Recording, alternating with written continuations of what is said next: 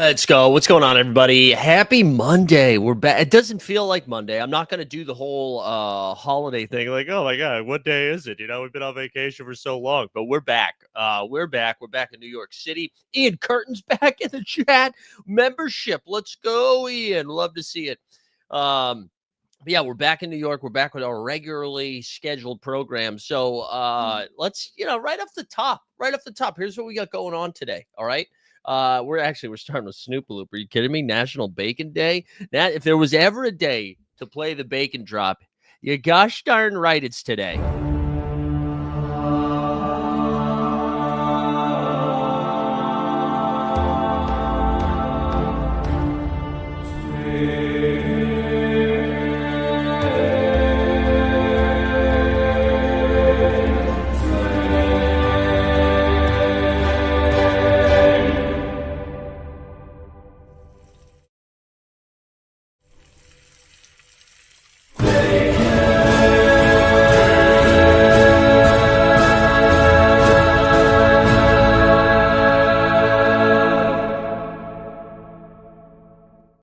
God, what a way to start. What a way to start. Thank you, Snoop Loop. We got, happy birthday to LeBron James. Welcome to the 40 Club, baby. Sneeps up in here. Stubbs in the chat. Good to see everybody. Shout out Sneeps real quick. If you guys aren't in the Discord, Sneeps live play-by-play of his bets are just incredible. So whether you're into gambling or not, I highly recommend just getting in the Discord and watching Sneeps go full meltdown. It's A+ stuff. Hoops sitting 30th in the big board. You know what? I was going to save this. For the end. And honestly, we'll probably do a deeper recap here at the end of the show. But good luck to Wet Like I'm Booked, baby. This is what we've got right now. We have a very sweaty day ahead of us here. We are currently in 5th place in the Pitbull, or as I'm calling it, Mr. Worldwide. The Pitbull best ball contest. We're in 5th place here, sitting at 170. Now, we have Amon-Ra St. Brown going tonight, and once he gets up to 5.7 fantasy points, I'm realizing now the background sucks for this because I had already prepped.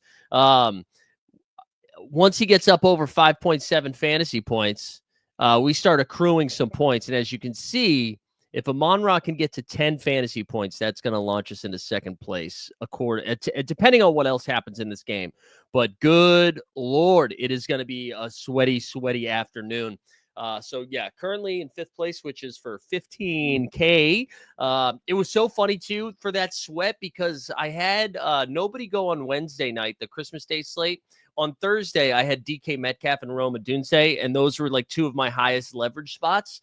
And they both crapped out so bad that I kind of gave up. I was like, Wednesday kind of went off a little bit with some of the Ravens, and then that mess on Thursday. And then I had T. Higgins and Marvin Mims Jr., who just went off in that game. And then all of a sudden we were back in it. Some Jonathan Taylor yesterday, some Bucky Irving, and then shout out Jaden Daniels in that overtime. Also Kyle Pitts. I got 2 tight ends scoring right now. Anyways, we'll talk about that more later. Here's what we got going on this week. So the NBA Bits back Monday, Wednesday, Friday. I think we'll probably do maybe like a New Year's afternoon show. I don't think I'm going to do it Wednesday morning. We have Live Before Lock tonight at 5 p.m. Also, again, on Friday at 5 p.m. We'll have Live After Dark on Friday as well. The 89 Cavs should return at some point this week. And then if you are a VIP member over on the Elite Fantasy Hoops channel, we'll have our daily show starting this afternoon, breaking down some of the best daily plays, whether it's on SORARE or Underdog or whatever. We're excited. We also, we had some crazy. I'll save the underdog stuff. You know what we need to get into right away, though? Freaking right away here as I change my layout.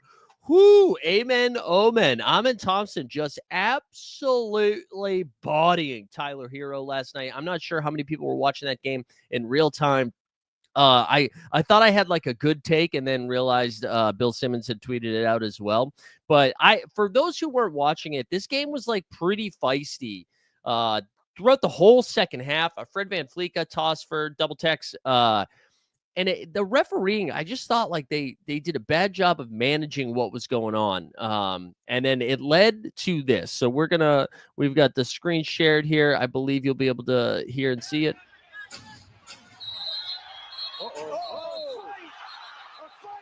I mean, Amen Thompson just body slams Tyler Hero. Let's see if we get another look at this. Hold on. Thompson went after Tyler Hero. I don't know if we're getting a replay. Having to be restrained. Hero looks hurt.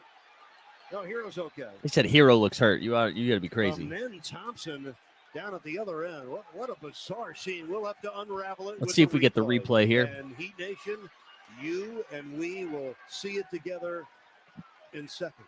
What's up, John? Let's see. All right, here we go. Watch how it erupts. The bump between Hero and Amen Thompson. And then watch what Thompson does. I'll put him in a body bag. Oh, that was crazy, man. I haven't seen something like that in a while. Also, just some insane Tyler Hero quotes after the fact. Look at him right here. Let's actually do this clip next here. So this is Tyler Hero post game. Tyler Hero right now looking like one of the guys, like one of the MAGA avatars on the Spaces from 40 years ago. Like, look at the shades. Here we go. Words. How did it all really kind of spark off there? Just some two competitors going at it, playing basketball. And then it got a little out of hand. It's not every single night that you have all of those texts and all of those ejections. Was it building to that, or was it just a standard physical game that just had one of those igniting moments? Just a physical game. I guess that's what happens when someone's scoring, throwing dimes, doing the whole thing. So I get mad too. Incredible quote. That is how you respond. Listen, there's no easy way. There's no easy way to come back from getting body slammed. All right. It doesn't look good. It doesn't feel good. He got absolutely yanked, right? And he responded coolly and calmly. There were some clips of him afterwards being like, go home, bro. You lost, bro. Go home. Now, I don't like that as much as the quotes after the game. That kind of seems like, when when you were a kid maybe and you got hit by something, like whether you got hurt or whatever, and you just you're like, I'm fine, and you so clearly weren't fine. That's what that felt like. But I thought the quotes after the game were pretty good.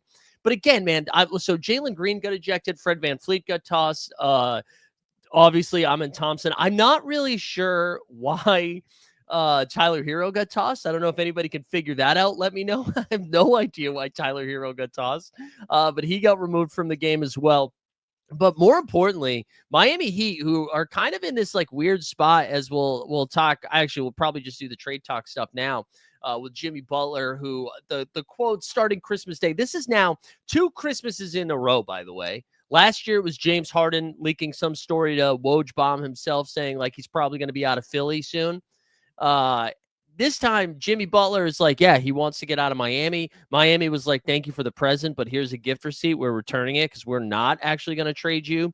I don't really know what's going to happen. But then, so after those reports, Jimmy Butler was then ruled out of the next game for conditioning, and then was ruled out for the next 2 games for conditioning. So I don't think he's playing in the next one either.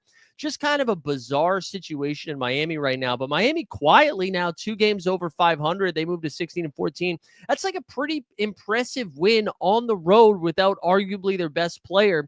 And I know Tyler Hero got absolutely body slammed, and as the common man said in the chat, got tossed twice. But Tyler Hero has been playing awesome basketball. We saw the line last night. I'm looking for the video right now because we need to play the Tyler Hero video if he's going to go off like this.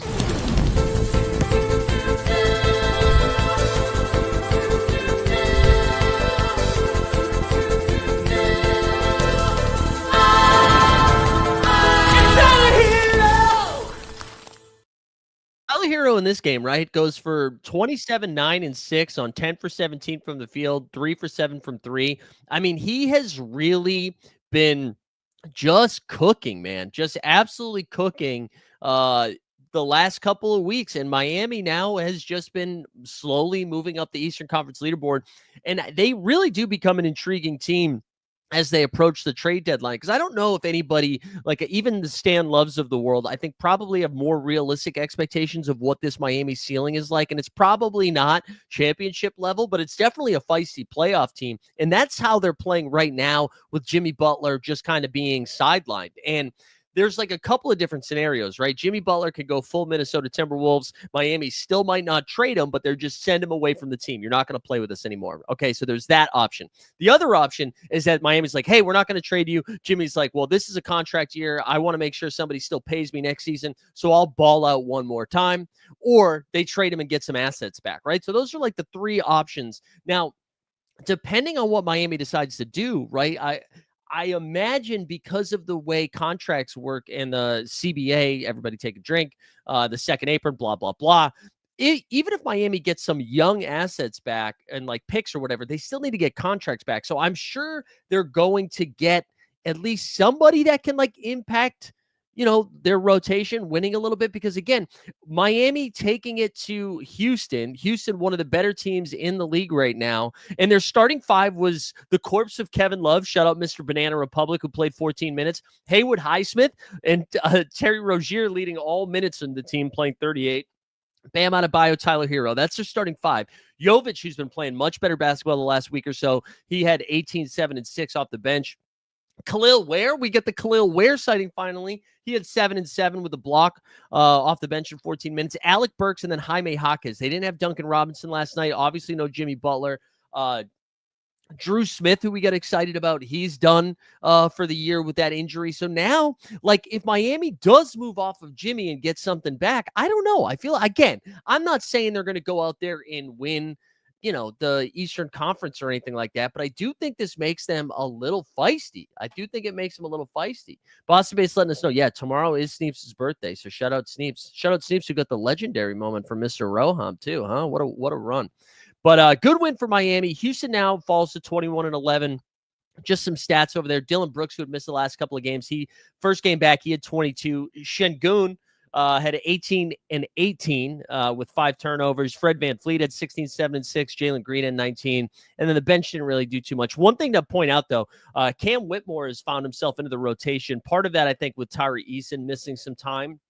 But Cam Whitmore back from the G League playing some good basketball, or not good basketball, but playing basketball for Houston, which is a pretty big step up.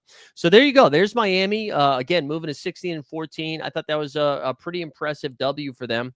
And then Houston, again, just a body slam. We got a body slam, baby. Let's go to the Light the Beam Bros. So we talked a lot in the offseason of the concern about Sacramento, right? Where they go out, they get DeMar DeRozan to put next to Sabonis, Fox, and Monk. And one of the things that I was personally concerned about was one of the things that made Sacramento unique as an offense at least 2 years ago, and then for the most part last year too, is their ability to play with just like insane pace. It was a clear two-man game of Fox and Sabonis in the late moments of the game. Fox was most likely going to have the ball in his hands unless Monk was going insane, right? You had Keegan Murray, who was developing nicely.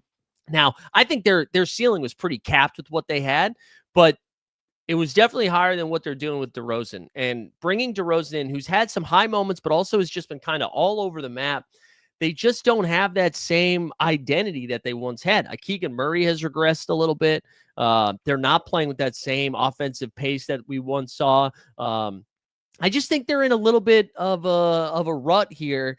And Mike Brown, unfortunately, was the one that fell on the sword and was removed from the team. There were some, a lot of comments from different coaches over the last couple of days. Like Eric Spoelstra said some stuff. Michael Malone of the Denver Nuggets just basically called them a classless organization. And I think part of the reason is because Mike Brown went to practice that day, basically went through shoot around, was on his way to the airport to travel with the team. And that's when he found out he lost his job.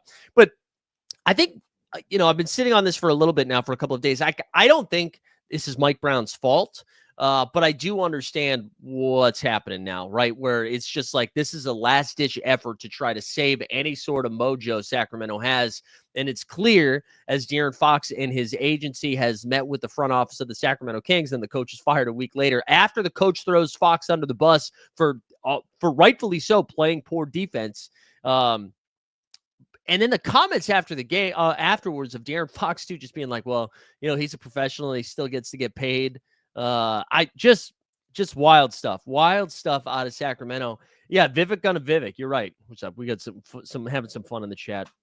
But I do think Sacramento's in a little bit of trouble, and I don't think the removal of De'Aaron Fox of Mike Brown is changing anything for Sacramento. And there's no moves to be made. Like, I'm sorry, there's no trade that Sacramento can make right now that all of a sudden is going to put them like right back into contention or anything. I think they're in like some real trouble as an organization. You can see over the weekend they lost to the Lakers 132 to 122. And I think I'm pretty sure they're on a 6-game losing streak here as they dropped the game to the Nuggets by 1. They lost to the Lakers 3 times in the last 2 weeks. They lost to the Pacers. And then a crazy game with Detroit where Jaden Ivey down 3 hits a 3-point shot and gets fouled, goes to the line, wins the game. And that was, again, poor rotation and defense from De'Aaron Fox, just like a dumb foul. And so a lot of discourse over the last couple of days of just like, it's not Mike Brown's fault. It also did feel like Mike Brown lost the locker room. So, like, I don't know. What are you going to do? It's coaches who get fired. So it's not right, but I'm not surprised. But looking ahead with Sacramento, I mean, if we take a peek at the standings right now in the West Conference, I mean, they are like firmly in outside looking in, right? They're 13-19 now after this 6-game swoon. 6 games under 500. They're 2.5 back behind the Phoenix Suns and 3.5 out of the 10 seed. They are closer to the Portland Trailblazers record than they are the play-in game in the Western Conference. Now, some people are like, well, that's because how tough the West is. Maybe that's because of how tough the West is, but also they're just playing bad basketball. Move the Kings to Seattle. We don't even need to do that because the Kings will be in Seattle. I mean, the different team will be in Seattle. But Sacramento's in trouble. I really do. I think they...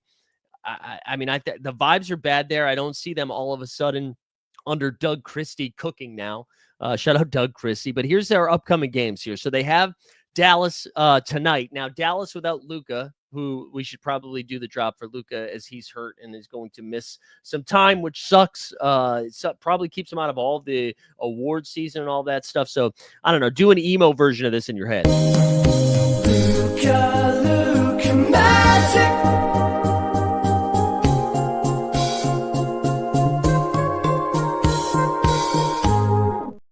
There we go. Luka Magic. Sad day.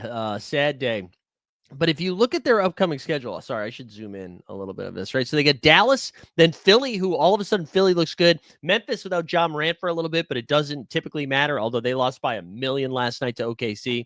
Then Golden State, Miami, Boston, Chicago, who's been feisty, Milwaukee, Houston. I think, like, maybe they get 1 or 2 in that run, but Sacramento is going to find themselves firmly in the lottery this time next week.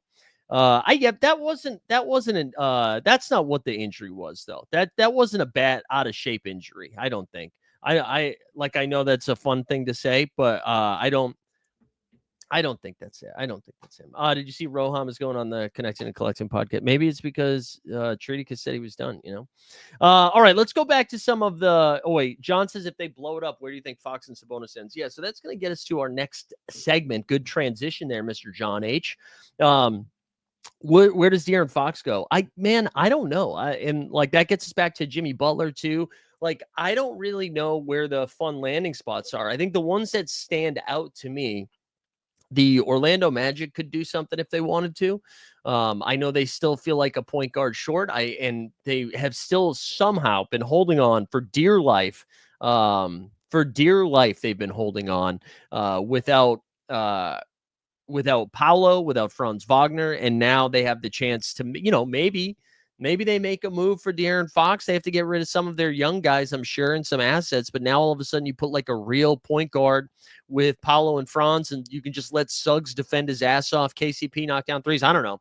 The other option, as put in the chat, and I think Bill Simmons talked about it on a podcast last week, is do the San Antonio Spurs go make a move, right? Do you get off of one of your young guys plus some contracts to go get De'Aaron Fox, put him in the backcourt with Chris Paul? I mean, maybe, but I just think I think some of these teams are going to look around and be like, we don't need to do this yet. Like the San Antonio Spurs pressing fast forward when they have this interesting young core of Devin Vassell, obviously Wembanyama, Stephon Castle, Keldon Johnson. Like they've got some I don't know if they're trying to be like, we need to compete right now, because they are competing right now. They're already in the play-in conversation. And are they trying to get them? Because, I mean, you add somebody like De'Aaron Fox to that team, that probably raises their ceiling quite a bit. And now you're looking at maybe a top 6 seed if they add De'Aaron Fox. I'm sure Lakers fans are putting on their jerseys right now being like, oh my God, what do we got De'Aaron Fox?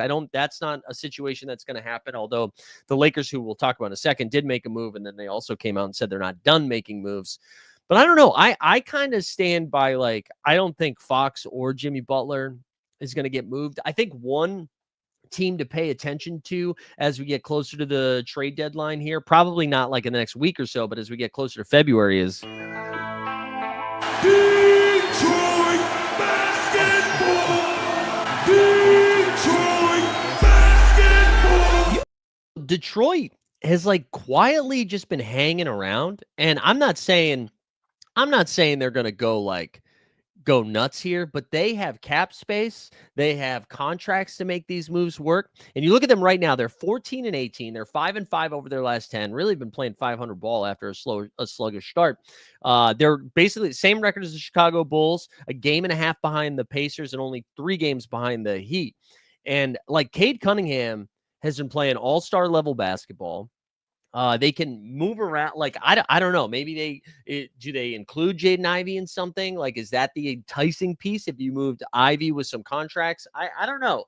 But I think Detroit is somebody that's interested to watch as we get closer, because I think they're ready to, not just be a bottom feeder team for the first time in a while. And again, this ascension of Cade Cunningham, who's just been playing awesome basketball. I mean, if we look at Cade's numbers this year, as I pull it up in real time, he is averaging, let's see, why won't it just show me 25 points, 11. Oh no, in this month, this month, he's averaging 25, 11, and 6. He's just been great. And on the season, he's averaging 24 points, just under 10 dimes, and almost 7 boards. Like, he's been putting up some really, really good numbers. And I think like Detroit could be an interesting team. I don't know if like Fox and Butler are guys they're going to go into, but they could be somebody that like raises the price for other teams that are trying to get those guys. Now, and to Jimmy Butler, I still kind of don't think he's going to play. I mean, get traded. I don't think he's going to do it. Of course I have the Celtics select as my favorite team. Come on, man. Come on, bro. But yeah, I kind of don't think Jimmy Butler's getting moved. Now, what about you? What does the chat feel? Do you get like, I know Jimmy says he wants to go. I know Miami says he doesn't, they don't want to move him. I just don't like, and I know that Jimmy Butler's contract's up this year. And so like, some people might be saying like, we're not going to just let him walk, right? And then not get anything for him. But I just don't know if it's going to be like, if they're not getting like a king's ransom back, maybe they just let him go. Boston basically saying Jimmy to Golden State. I know there's been some Golden State murmuring, but my pushback on a lot of these options where people like, it's very easy to be the other team being like, we want to go get Jimmy Butler. Why is Miami's going to have to take Andrew Wiggins' contract back. And then I don't know what, Kuminga. So now you're giving up Wiggins, Kuminga, and then probably a pick or something to make the contracts work with Jimmy Butler. Like, I just don't know. I don't know why they would do that. And Houston has already come out and said they're not interested anymore. Which I think is smart, because I think Houston, similarly to San Antonio, should be taking the OKC route. There's no reason, like in your first year actually playing competitive basketball in a long time, to put all of your trade chips in right away to try to make a run at like the second round. Do what OKC did. Go see what your team looks like in the playoffs, and then go make the necessary adjustments. John says, surely no one gives up much for Jimmy, as he doesn't want to be there, so could just refuse to play. Well, and that's the other thing. Jimmy already came out and said, here's where I'll go. And again, it makes sense for somebody like Golden State or Phoenix to go get Jimmy Butler. But for Jimmy Butler to get to Phoenix, they have to take back Bradley Beal. And like, why is Miami going to do that? Why? Cleveland and Sacramento seem like the best fits for Jimmy Butler. Yeah, but in order to do that, Fox would have to be in the deal first. And if Sacramento's trading Fox for Jimmy, I don't know.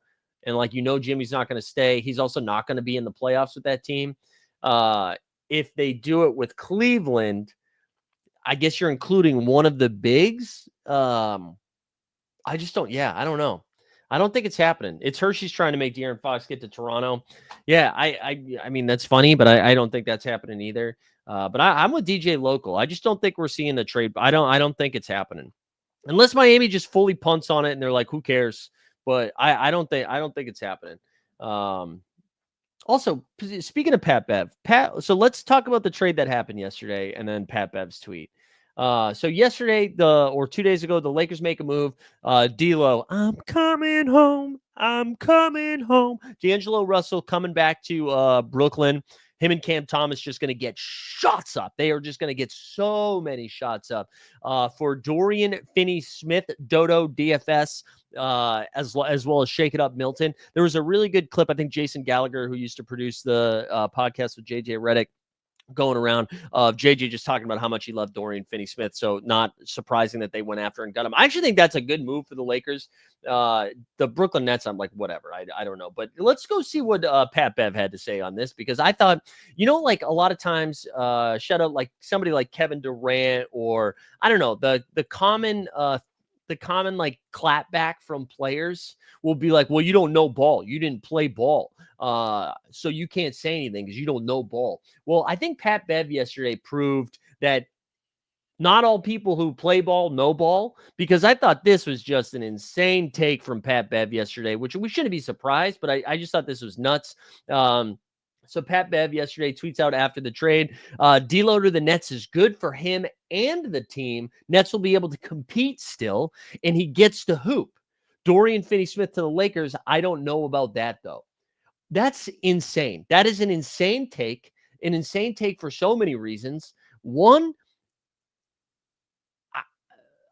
Brooklyn made that trade so they wouldn't compete. That's exactly why they made that trade. They're trying not to compete this year. That was the whole point, Pat.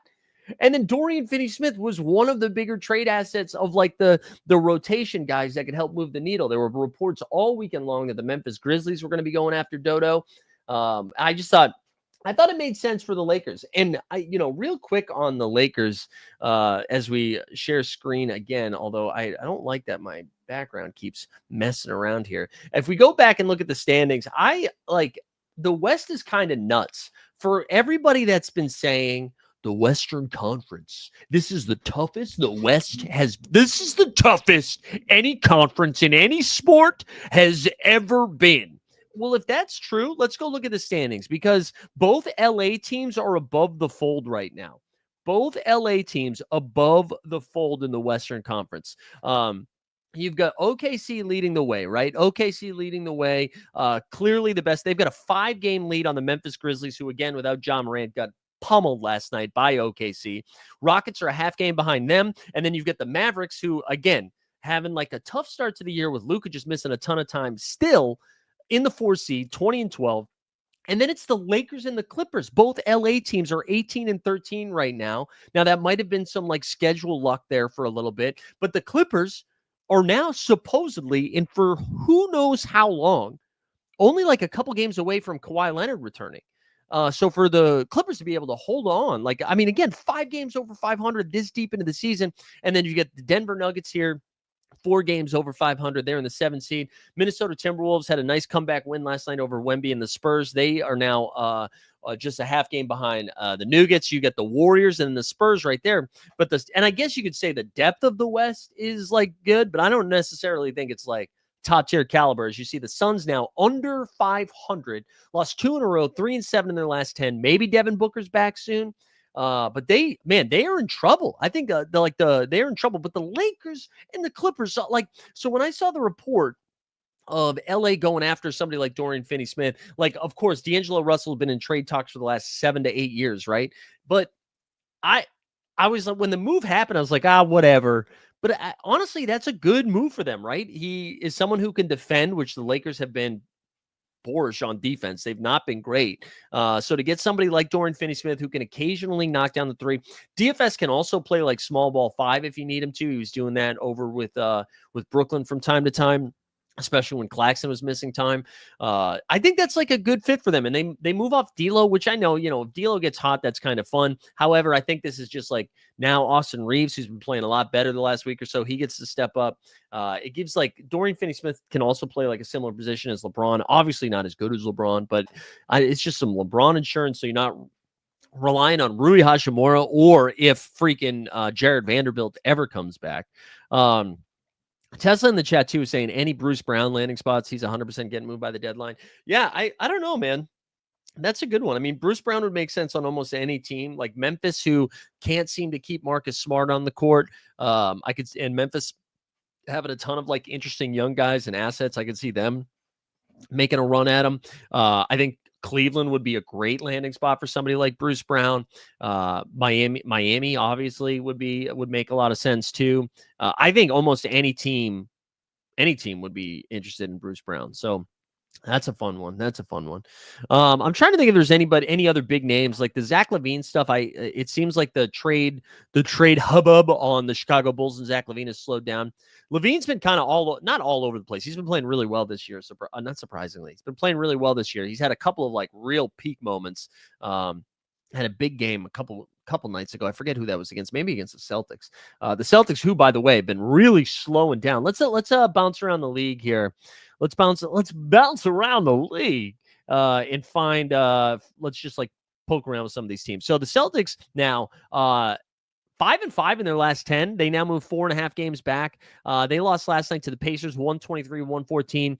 The Indiana Pacers, who have been a staple on Hoop Sense of a team that needs a 30-second timeout, which, by the way, new episode of Hoop Sense recording this week, I think on Thursday, so should be up by Friday, has now like kind of turned it around a little bit. They were almost 500.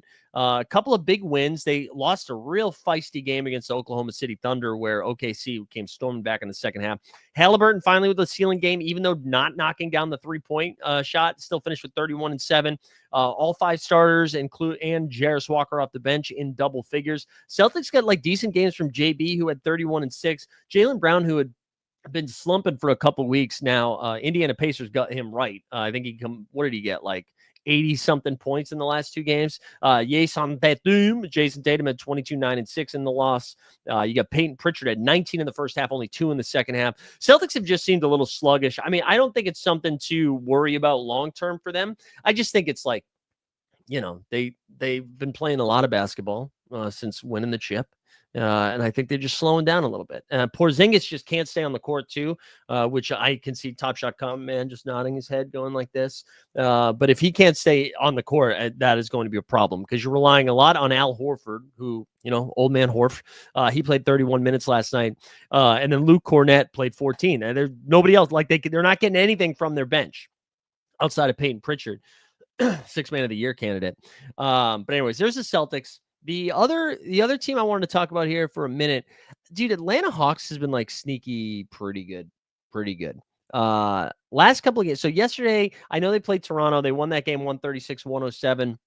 Trae Young was awesome in this game. Trae Young had 34 points and 10 dimes. Jalen Johnson had another solid game, 15-4 with 6 steals and a block. They got 15 from Onyeka off the bench. And then DeAndre Hunter, who is just kind of hanging over Peyton Pritchard's shoulder right now for that 6th Man of the Year. I think Atlanta's like sneaky good right now. And I know they beat Toronto. They had a really impressive win against Chicago the other night where they were down. They went on some insane like 30-5 run to close out the game to come back and win. But Atlanta's now 18-15. 18-15. They're in the 5 seed right now. They're only a game and a half back behind Orlando. And they're playing a different brand of basketball right now. They're actually like defending a little bit. They still could make a move, right? Clint Capella just like forever kind of on the trade block. They've just been doing it, but they've been doing it with their role play, like Trae Young and Jalen Johnson. Jalen Johnson, who, by the way, like him and Tyler Hero need to get in the All-Star game this year. Jalen Johnson's been awesome. But DeAndre Hunter, like really blossoming in year 6, has kind of changed the trajectory of this Hawks team. Tesla said yesterday was not a good Raps, 30 turnovers. Yeah, Toronto's been tough, man. Toronto's been tough. It's just hard for them to stay in these games. I know you said they haven't been getting blown out game's been tough to watch. Anybody else in the Eastern Conference we need to talk about? I mean, the Knicks have been playing good basketball. They're now 8-2 in their last 10. They moved 22-10. They're 12 games over 500. The Bucks can't. They've lost 2 in a row. Giannis has just missed in so many games. So many games. Patty Coyne checking in from LaGuardia. I can almost see you from there. LaGuardia is very close. But yeah, I don't think like the Bucks without Giannis the last couple of games have been weird. But the East is shaping up nicely a little bit now with the Pacers 7-3 in their last 10, Heat are 6-4 in their last 10. Like the top 6 is finally rounding out into the 6 that we thought, outside of the 76ers, who are now coming on a little bit stronger, right? 7-3 in their last 10. They've won 3 in a row. They had that very impressive win on Christmas against the Celtics. And I do think the Sixers end up ultimately catching one of these two teams. My money is on the Bulls because I do still think the Bulls are going to be sellers as we get closer to the trade deadline, but I don't know. But there you go. Around the league, baby. What do we have for tonight's action? LaGuardia is nice, Ian. It's the premier airport, if you ask me. New Year's Eve, please. Yeah, what's everyone getting into for New Year's Eve, huh? I don't know what I'm doing yet. There's 2 parties that I potentially will go to. I also might be working. I'm going to find out a little bit later if I'm hosting an event. So we'll see. I'll find out later today if we're hosting an event. Speaking of hosting events, Live Before Lock, we're back at 5 p.m. tonight. So get excited for that. Get excited for that. Let's see what we got for schedules tonight, and then we can look at maybe some underdog stuff and see if we can find a pick 'em. Shall we? Let me change the media assets, if you will, and we'll share it like this. And let's see what we got. We got a weird slate tonight, if I recall. Here we go. We've got Brooklyn against oh no, that was last night. We got Chicago against Charlotte. Hey, can we talk about somebody for a second? Guys, Mark Williams. Mark Williams is back. Mark Williams is playing good basketball. His minutes slowly getting increased. I obviously bought one on SORARE today. You got New York against the Bing Bong Boys against the Wizards. Probably still no Kuzma. Clippers against the Pelicans. Denver against Utah. Cleveland against Golden State. Philly, Portland, Dallas, Sacramento. Honestly, I'm not really excited about any of those games. And then Toronto Celtics. There we go. That's tomorrow. So not really excited about any of those games. I'm going to be honest. Zubac rebounds. All right, you're ready for that. New Year's Eve is when rookies go out. Yeah, I don't really like to go out for New Year's Eve. I'm going to be honest, but I'm trying to be fun. And the 2 friends who are hosting parties are people I really like. So if it's a person I really like hosting a thing, I want to be there. I don't need to go do something for the sake of doing something, but I do like that idea. All right, let's go over to Underdog. Real quick, I'm going to recap just in case people were interested in this sweat. We've got a crazy football sweat tonight. So right now we're in 5th place. Secure, as long as we don't get passed by a bunch of people, securing $15K. We are only 4 points away from 2nd place, which is $50K. Holy shit. This is the squad. So we had Jaden Daniels scoring almost 33 fantasy points, shot at overtime. If somehow Goff goes for more than 32.78 tonight, I'll start accruing some points for Jared Goff. But the big thing here is Amon-Ra St. Brown, who hasn't played yet. Obviously, he's on the Lions. Once he gets over 5.7 fantasy points, our total starts going up. So we got, like, if somehow Amon-Ra, live your life, Amon-Ra, have a game. Look at this, Kyle Pitts, Brock Bowers. Very fun stuff. So hopefully we have a big boy sweat tonight. The Sixers are playing 3 games this game week. I like them in the sense that I will play them. There's no way Paul George and Joel Embiid are playing all 3 games. If I had to bet, the guys that I really like, obviously, if I have them, I'm playing them. But those role players get a nice, fun boost. Like I think somebody like Caleb Martin or Yabusele should get a little bit of a boost there. You went to a party this weekend with law school friends with 0 kids, and wow. That's pretty impressive. Boston based. All right. So you're calling your shot. A common man called us. That's not how you spell Zubac, but with rebounds, 12.5 boards. Yeah. In a really good matchup against the Pels. The other one I like, Jokic assists, I think was still at 8.5, right? Is that at 8.5? I like the Jokic assist line. There was another one. I'll throw one more, but if you guys have any other picks, and then we'll bounce over to SORARE. I'll show you my lineups and sweats. I feel like Klay Thompson over 16.5 points is kind of a fun one tonight. I don't know how he's been playing. Klay sneakily has been playing better basketball lately for those watching at home.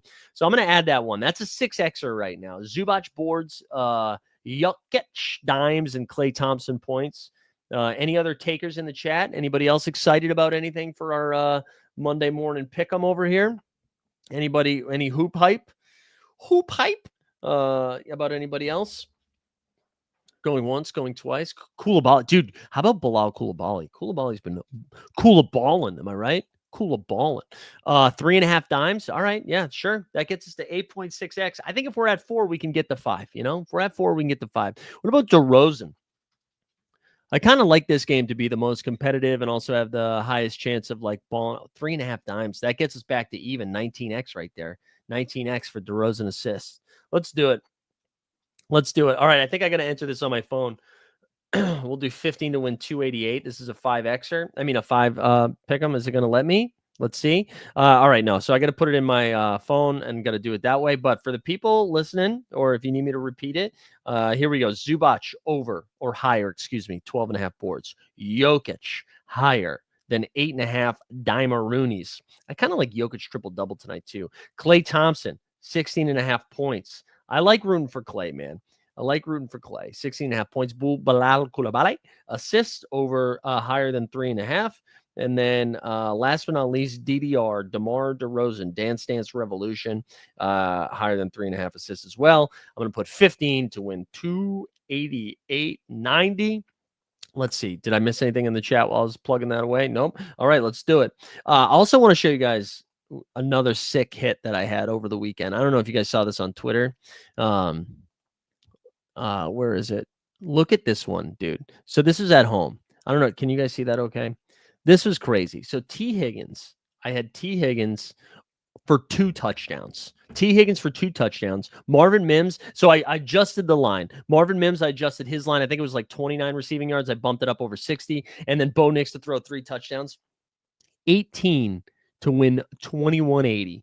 $18 to win 21.80. We hit a freaking, what was it, like I think 121x or something like that. Woo! That was a fun one.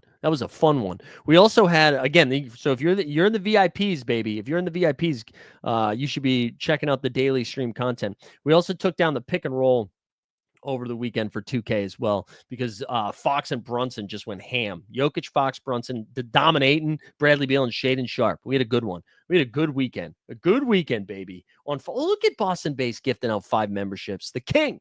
I'm going to go over to SORARE here for a second. I know they had some issues with scoring. I don't know if you guys saw that tweet, but they posted something out. Also, Boston Base, thank you for doing that. Very generous.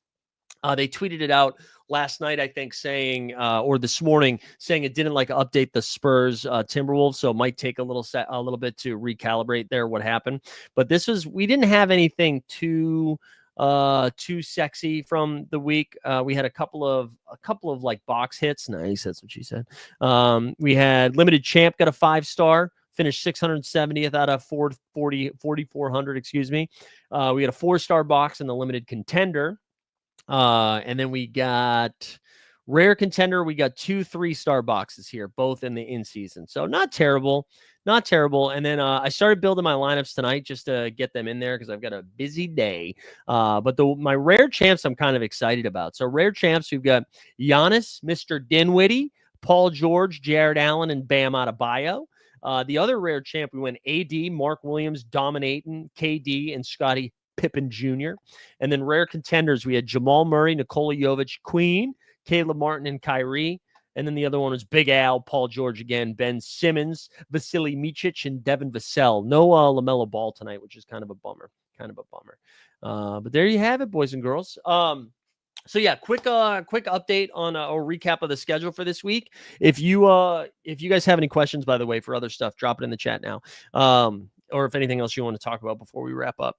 But yeah, so we're this afternoon we have the daily show, the VIP show. So if you're a VIP member on Elite Fantasy Hoops, that'll probably go up around like 1 or 2. Then we'll have then we have, what else? What do we got later that day? Live Before Lock at 5 p.m. Then we'll have 89 Cavs at some point this week. NBA Bit will be a special time on Wednesday, and then more NBA Bit on Friday with more Live Before Lock daily shows on all those days. Is LeBron joining your 40 and over league? No, not yet. Not yet. Soon, though, hopefully. Next game, I think, is next week. January 9th, I think I'm back at it. I got a bunch of new kicks for Christmas, by the way. Excited about the kicks. Bunch of new kicks. Celtics lost 3 of 4 since Weisberg said Tatum was the MVP. Yeah, I know. Celtics have looked bad. Stan, I was talking a lot about your Miami Heat earlier. Your kid was in New York. He's in New York, wants to see a comedy show. Are you performing? I'm not performing right now. I'm just doing trivia stuff these days. I actually haven't done stand-up probably in over a month, and I haven't done improv in forever. So maybe that's the kick that I needed to get back up. Tell him to go to the Comedy Cellar, though. Let's see who's performing at the Comedy Cellar this week. Let's see who's performing at the Comedy Cellar. Let's see. That's where I would go. It's always a little bit pricey, but it's your best bet of seeing some good shit, you know? Let's see the New York lineups. I know you can't see this right now. God, stop showing me the New Year's Eve thing. Let's see who's going on at McDougal Street tonight at 8:45. You got John Laster, Jason Salmon, Peter Ravello, Alex Kumin, Dave Temple, Jamie Wolf. That's a fun one. Marina Franklin's doing some stuff over there right now. She's very funny. Not a lot of big names, though. I'm actually kind of surprised by this. Cypher Sound's doing some stuff over there. That's a fun one. Godfrey as well. Yeah, that's the place to go. The Cellar's the place to go. Yes, Comedy Cellar is top tier. It's good. I'm doing a tight 5 at the Cellar. All right, interesting. Oh, what's up, Mike Baston? Good to see you, sir. Yeah, anything else you guys going on? Did everybody have a good holiday for those who celebrate last week? It was good to be back in Massachusetts. I was there for too long. I was in Massachusetts for too long, Sunday to Sunday. So it was good to be back in New York. I was a great time, though. Saw my fam, saw Kelsey's family. I guess they're both family. Saw Mr. Overzet, saw Peter Overzet and Lauren and the kiddo, and that was fun. But it was pretty chill time. It was nice. Good to be back for a little bit, or good to be back in Massachusetts for a little bit. But now it's nice to be back in New York and back to work. I always get a little freaked out when I'm out of my routine for a little bit. So now it's good to be back and cooking. I'm trying to think, anything else we need to get into? Any other basketball storylines we missed? I don't think so. My brain's still fried right now as I'm trying to win a bunch of money tonight. You know, shout out Best Ball. Best Ball's the best. Hence the name. All right, guys, it was good to be back. We'll see you a little bit. If you're a VIP, we'll see you a little bit later this afternoon. Otherwise, live before lock. Get excited. Hopefully we don't get a ton of injury news, or hopefully we do. I don't know. Maybe you're a sicko like that. Hope you guys have a great start to the week. Let's get out of here.